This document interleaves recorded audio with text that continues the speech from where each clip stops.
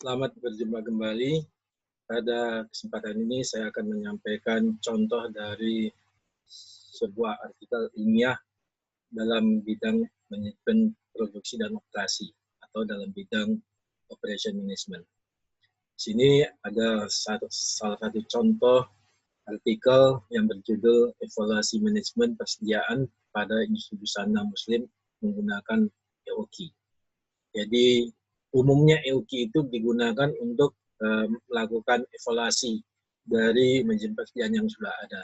Ya. Apakah manajemen persediaan yang sudah ada itu sudah lebih efektif ataukah belum efektif? Ya. Ataukah manajemen persediaan yang sudah ada itu sudah lebih efisien ataukah belum efisien? Ya. Nah, di sini mengambil contoh pada industri busana Muslim. Ya. Nah, contohnya ini adalah judulnya seperti ini. Kemudian di sini adalah nama dari penulis, kemudian fakultas, ya. Tentunya kalau siswa membuatnya di sini adalah nama mahasiswa, kemudian ada emailnya, kemudian abstrak.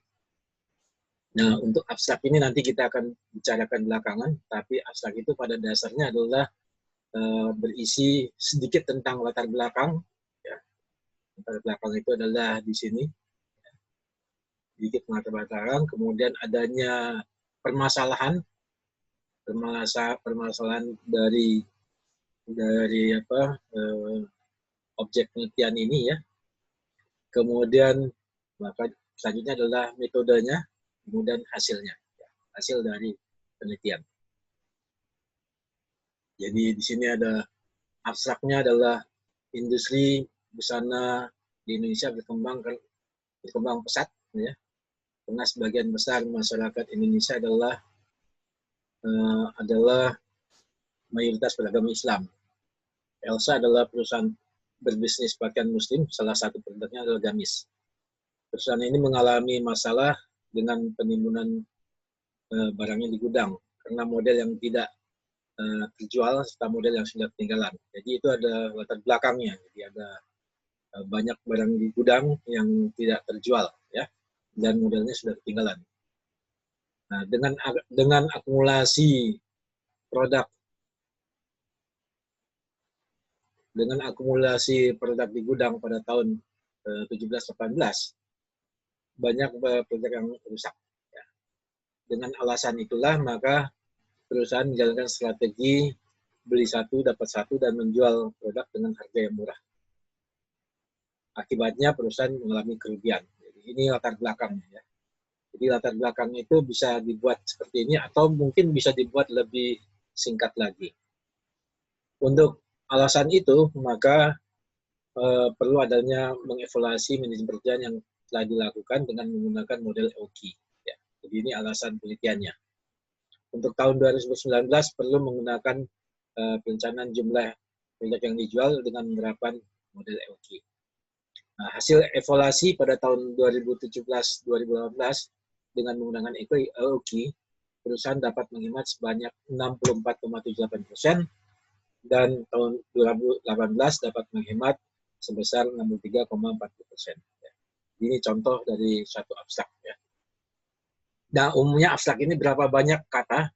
Ini di sini ada, kalau kita sorot ini, kemudian di sini kita lihat ada 124 kata, ya. Jadi abstrak itu kurang lebih antara 100 sampai 200 kata. Ya, di sini pada tulisan ini adalah 124 kata. Nah, kemudian dilanjutkan dengan kata kunci. Kata kuncinya adalah EOQ, Economic Order Quantity. Kemudian ada peramalan, ya. Kemudian ada model musiman, ya. Nah, itu ada model musiman tadi di atas itu, ya. Kemudian yang selanjutnya adalah abstrak dalam bentuk bahasa Inggris. Ya. Tentunya untuk bahasa Inggris ini harus dibuat dengan bahasa Inggris yang sesuai dengan kaidah-kaidah bahasa Inggris. Ya. Kemudian keywordnya dalam bentuk bahasa Inggris. Ya. Kemudian dilanjutkan dengan latar belakang. Nah, latar belakang yang tadi di atas tadi kemudian dikembangkan di sini. Ya. Latar belakangnya, ya. Latar belakangnya di sini adalah perkembangan fashion di Indonesia. Busana dipakai sebagai penutup aurat, terutama muslimah, ya. Dan busana muslim ini terus berkembang. Nah, kemudian bisa menceritakan tentang perusahaan Muslim di Indonesia beragam dan banyak jumlahnya. Salah satunya adalah Elsa, salah satu perusahaan yang memproduksi hijab, gamis, tunik, dan sebagainya. Salah satu target dari perusahaan adalah bagaimana konsumen dapat dengan mudah mendapatkan busana yang mereka butuhkan. Untuk itu, perusahaan membutuhkan sistem distribusi dan pemasaran yang baik, sehingga perusahaan dapat bersaing dengan perusahaan lainnya dalam menjaring konsumen baru. Elsa adalah brand yang berkembang lebih dari 20 tahun dan dalam retail fashion Muslim dibangun pada tahun 2017. Jadi ini sebetulnya agak sedikit panjang, ini boleh juga dipersingkat lagi ya. Jadi yang inti-intinya saja. Kemudian pada tahun 2015, Elsa telah mendirikan 150 toko di seluruh Indonesia, membangun kerjasama dengan para mitra untuk saling menguntungkan. Salah satu galerinya yang ada di Kota Bekasi dengan penjualan online, dengan melalui Instagram dan Facebook, dan sistem distribusi konvensional, serta memberikan peluang pada customer untuk menjadi agen. Ya. Galeri ini setiap 4 bulan sekali melakukan pergantian katalog atau selalu mengeluarkan model baru busana Muslim seperti gamis, hijab, tunik, dan sebagainya. Untuk pemesanan produk dilakukan 1 tahun sekali. Jadi pemesan produk ordernya yang dilakukan adalah 1 tahun sekali ya. Dengan mengambil produknya pusatnya di Bandung.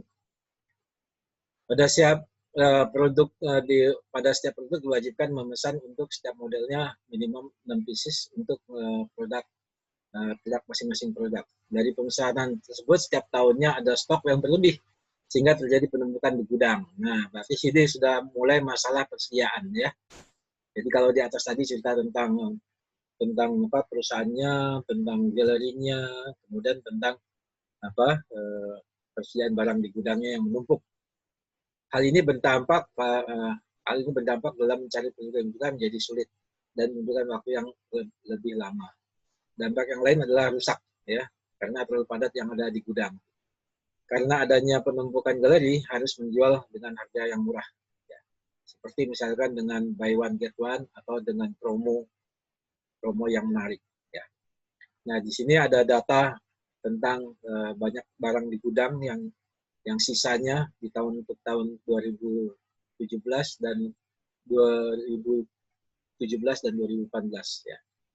Nah, ini adanya sisa barang di gudang ini tentunya merupakan kerugian bagi perusahaan ya karena adanya biaya penyimpanan ya, adanya biaya penyimpanan yang bertambah ya. Nah, dari latar belakang tersebut maka perlunya dilakukan evaluasi terhadap sistem persediaan ya pada perusahaan tersebut. Nah, kemudian tinjauan pustaka. Nah, tinjauan pustaka di sini tentunya adalah tinjauan pustaka yang berkaitan dengan EOQ atau manajemen persediaan ya. Jadi seperti di sini ada manajemen persediaan adalah nah ini definisinya ya. Waktu pemesan yang terdiri pada ada waktu pemesanan, jumlah item yang harus dipesan, rata-rata persediaan. Ya. Nah tujuannya dari mesin persediaan itu apa ya? Ya. Kemudian ini kalimat ini ya, ini tentunya diambil dari literaturnya ini ya. Dari sini ya, Pandai et al. Tahun 2020 ya. Tapi ini diambil dari jurnal juga. Nah, jenis persediaan menurut Heather Render. Ya, jadi begini cara penulisannya. Nah, penulisan ini dilakukan dengan menggunakan Mendeley. Ya. Jadi ini adalah kutipan namanya ya. Jadi kutipan dari Heather Render, dari Hillel Lieberman, dari Bloomfeld. Ya, ini kalau kita klik di sini dia disorot ini ya, maka itu berarti cara pengerjaannya dengan menggunakan Mendeley. Nah, di sini jenis persediaan menurut literatur ini adalah sebagai berikut: persediaan bahan baku, persediaan pekerjaan dalam proses, pemeliharaan perbaikan operasi, persediaan barang jadi. Ya. Jadi yang disebut dengan persediaan itu ada beberapa macam. Ya. Jadi di dalam literatur ini kita ungkapkan adalah teori-teori yang berkaitan dengan manajemen persediaan. Kemudian bisa juga kita masukkan beberapa manfaat persediaan, ya, yaitu 1, 2, 3, 4, ya, manfaatnya ya 5. Nah, kemudian menurut literatur ini, ya, menurut literatur ini dan literatur ini dan literatur ini, ada 3 literatur ya. Nah, ada 3 jenis biaya persediaan, yaitu biaya penyimpanan, biaya pemesanan, dan biaya pemasangan atau setup cost. Kemudian masuk dengan EOQ yang lebih khusus lagi. Kalau tadi di atas adalah teori persediaan yang secara umum, ya. Kemudian masuk ke teori EOQ yang secara khusus. Nah, EOQ itu apa? Ya boleh kita jelaskan. EOQ ini adalah satu model persediaan untuk menentukan jumlah barang, bahan baku dengan biaya minimum, ya. Dan ini diungkapkan oleh Hesser, Wender, Hiller, Lieberman, Blumenfeld, Kalaya, Rasi, ya. Metode EOQ bertujuan untuk mencapai efisiensi tingkat persediaan dengan biaya rendah dan mudah disesuaikan dengan kebutuhan perusahaan, ya. Nah, ini kutipan. Kutipan itu diambil dari beberapa penulis, ya. Jadi 1 tim penulis, 2 tim penulis, 3 penulis, 4 tim penulis, ya. Jadi ini kutipan ini kita buat dengan menggunakan Mendeley. Kemudian menurut Hesser, economic order quantity adalah bla bla bla bla bla bla, ya. Kemudian EOQ memenuhi asumsi sebagai berikut, ya. Menurut siapa, ya? 1, 2, 3, 4, 5, 6. Menurut Hesser, Lieberman, Blumenfeld, Ona Gumi, dan kawan-kawan, Birbil, dan kawan-kawan, Timberwala, dan kawan-kawan, ya, untuk menentukan jumlah yang ekonomis menggunakan rumus, ya. Jadi rumus EOQ-nya adalah ini, ya. Nah, ini rumus EOQ ini kita tampilkan dengan secara sistematis, ya, dalam bentuk tabel seperti ini, ya, sehingga tidak bertele-tele. Jadi ini untuk penulisan suatu artikel diusahakan menulis itu adalah efisien dan efektif, ya. Jadi jangan sampai ada yang kata-kata yang berulang. Kemudian boleh juga kita tampilkan penelitian terdahulu.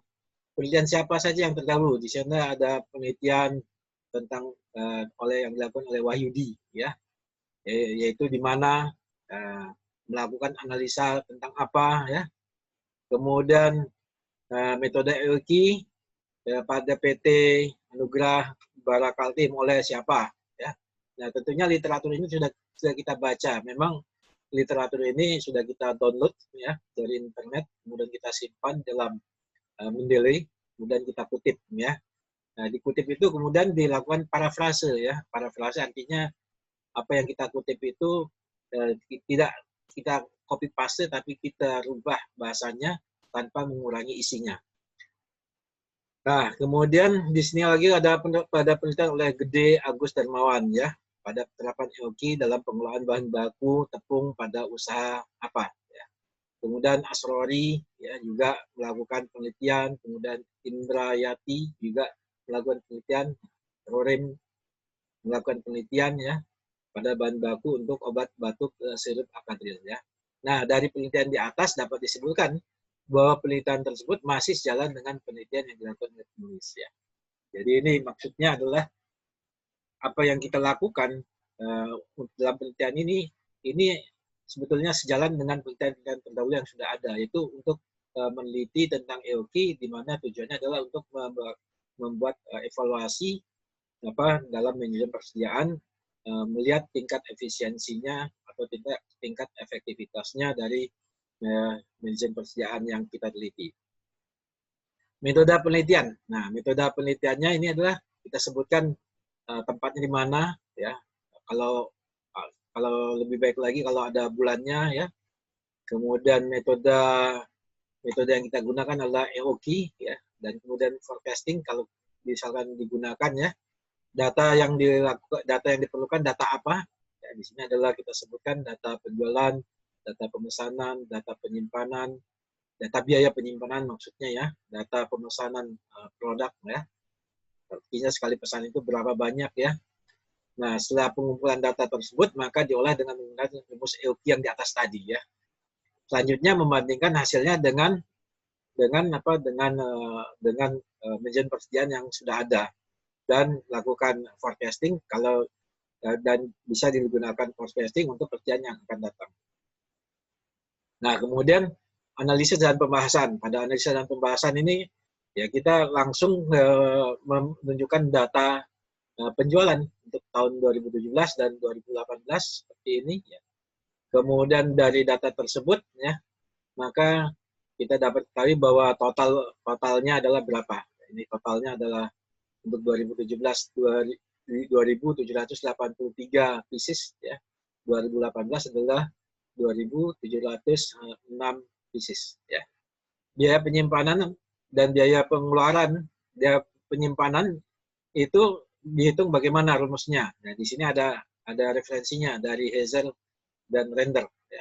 Itu adalah total biaya penyimpanan dibagi dengan total pembelian produk ya. Jadi total biaya penyimpanan dibagi dengan total banyaknya produk ya.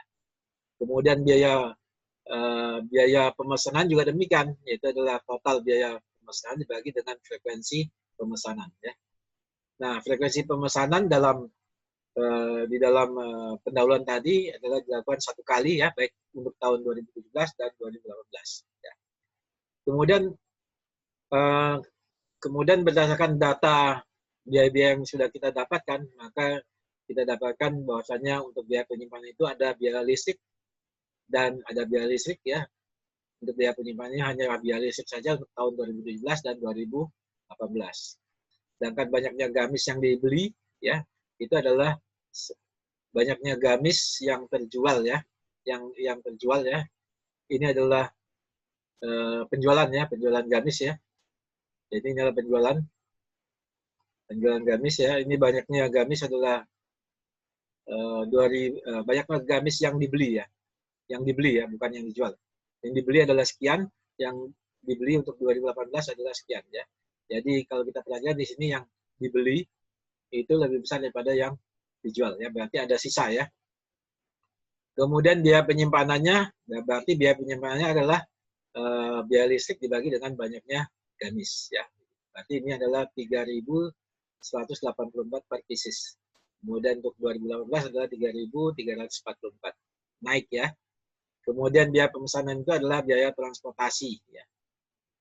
Ya hanya biaya transportasi saja, karena ini hanya satu kali, berarti dia hanya satu kali ini saja ya. Sehingga total biayanya adalah di sini adalah biaya penyimpanan 9.600.000 ya, ditambah dengan 750 berarti 10.350 ya.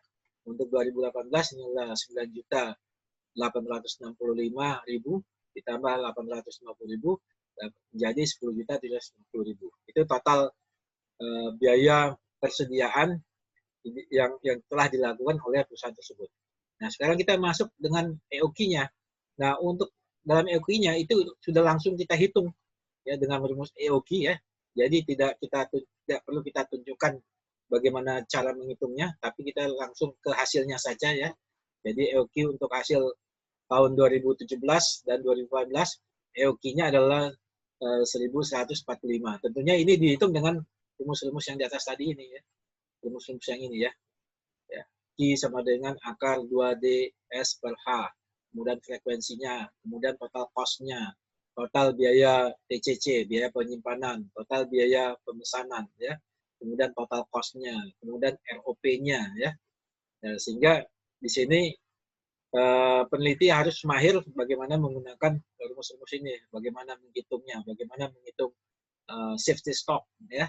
Nah, ini tentunya sudah harus mahir di sini ya. Nah, sehingga dari hasil hitungan itu di sini hanya hasil akhirnya saja ya. Di sini ada EOQ untuk tahun 2017, frekuensinya ada 3 kali, jarak antar pemesanannya berapa kali ya. Kemudian biaya pemesanan, biaya penyimpanan, totalnya. Kemudian adalah X rata-rata X rata-rata penjualan, kemudian standar deviasinya, kemudian safety stock-nya, masuk ke rumus safety stock-nya ya, ini dibulatkan ya. Kemudian lamanya lead time-nya adalah 30 hari, kemudian pemakaian per harinya adalah 8 pieces ya. Kemudian ROP-nya 400 3. Jadi kalau ketika penyimpanan sudah tinggal 400 giga, maka dilakukan pemesanan kembali ya. Di sini ada frekuensinya 3 kali ya. Kemudian untuk 2018 juga demikian, ini kita tampilkan di sini ya. Jadi tidak perlu ditampilkan bagaimana cara menghitungnya ya. Kemudian kita lakukan perbandingan dengan aktualnya ya. Untuk yang 2017 di sini aktualnya pembeliannya sekian, 3.000 sekian pieces, sedangkan dengan EOQ adalah hanya 1.145 pieces. Jadi ini di sini 1 kali, di sini 3 kali ya. Di sini interval waktunya adalah 104 hari ya untuk 2017. Kemudian total cost-nya di sini 10.350.000. Sedangkan untuk EOQ adalah 3.645.000. Nah, di sini lead time-nya sama, tetapi di sini ada safety stock, di yang sebelumnya belum ada safety stock dan belum ada ROP ya. Di sini ROP-nya adalah reorder point-nya adalah 403 pieces. Kemudian untuk 2018 di sini juga demikian, pemesanannya menjadi lebih sedikit tapi frekuensinya 3 kali ya. Tetapi di sini biayanya lebih ringan ya, lebih ringan, kurang lebih 60% lebih ya. Kemudian lead time-nya 30 hari, di sini ada safety stock dan ada ROP-nya. Jadi kelebihan dari menggunakan dengan model EOQ ini dari setiap tahun ini adalah biayanya lebih rendah ya, biayanya lebih efisien ya. Kemudian dia ada safety stock ya. Sedangkan yang metode yang lama biayanya lebih tinggi ya. Kemudian tidak ada safety stock ya, tidak ada waktu untuk pemesanan kembali ya. Kemudian pembeliannya juga terlalu banyak ya di sini ya. Kalau di sini hanya pembeliannya hanya 1.173 tapi selama 3 kali dalam 1 tahun ya. Akan tetapinya total biayanya itu lebih murah ya dibandingkan dengan total biaya yang sebelumnya ya. Sehingga dengan demikian maka dapat kita simpulkan bahwa dengan metode EOQ adalah perusahaan menjadi lebih efisien dalam hal biaya dan lebih efektif dalam hal operasionalnya dan lebih aman, lebih safe. Nah, kemudian di sini adalah kita simpulkan dengan menggunakan EOQ tahun 2017-2018 banyaknya pembelian barang menjadi lebih sedikit dengan frekuensi yang lebih banyak, namun memberikan efisiensi dalam pembiayaan yang signifikan. Dengan menerapkan EOQ, maka diperoleh safety stock yang sangat aman untuk persediaan 2017-2018. Kemudian manajemen galeri dapat melakukan pemesanan kembali untuk tahun 2018 itu pada ROP-nya 403 dan 2018 510. Nah, dari hasil di atas itu maka dengan menggunakan EOQ perusahaan akan lebih efisien dalam pembiayaan efektif dalam operasionalnya. Atau bisa juga menganjurkan untuk tahun 2019 dengan menggunakan metode EOQ. Nah, implikasi manajerialnya adalah hasil penelitian ini memberikan gambaran bahwa EOQ mampu menjadi metode perencanaan persediaan dalam menentukan hasil yang optimal. Untuk tahun 2019 diharapkan galeri tersebut menerapkan metode EOQ untuk mengoptimalkan persediaan produk. Ya. Jadi ada dampaknya dari hasil penelitian ini ya, supaya disarankan untuk bisa diterapkan di tahun 2019. Nah, bagian selanjutnya adalah daftar pustaka ya, yang mana daftar pustaka ini dibuat dengan menggunakan metode menilai. Jadi kalau kita sorot ini ya, ini langsung ke blok ya, langsung per blok ya, berwarna hitam ini ya, per blok otomatis ya. Berarti inilah tandanya kalau menggunakan tulisan ini, membuat tulisan ini menggunakan software Mendeley. Jadi apa yang ada di kutipan tadi di atas itu ada di daftar pustaka. Nah, demikianlah cara membuat artikel penelitian untuk bidang manajemen produksi dan operasi. Semoga penjelasan ini bisa menambah inspirasi mahasiswa dalam membuat tugas-tugas artikel penelitian.